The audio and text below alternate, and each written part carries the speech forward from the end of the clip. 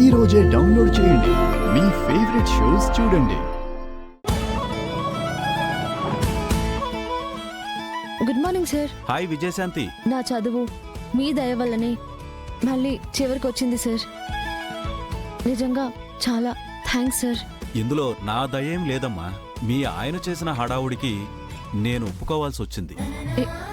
ఏంటి సార్ మీరు అనేది? అతని వల్ల నేను ఇబ్బంది పడిన మాట వాస్తవమే, కానీ అలాంటి భర్తని పొందినందుకు మాత్రం నీ విషయంలో నాకు చాలా గర్వంగా ఉందమ్మా. నిజంగా అలాంటి భర్తను నేను ఎప్పుడూ చూడలేదు. భార్య గొప్పది కావాలి అని కోరుకునే మగాళ్ళు చాలా అరుదుగా మాత్రమే ఉంటారమ్మా. నీ భర్త అలాంటి వాళ్లల్లో ఒక మెట్టు పైనే ఉంటాడు. నన్నే మెప్పించి నీతో ఎగ్జామ్స్ రాయించడానికి ఒప్పించాడు అంటే వాడు మామూలుడు కాదమ్మా. ఏ జన్మలో ఏదో పుణ్యం చేసుకుని ఉంటేనే అలాంటి భర్త లభిస్తాడు.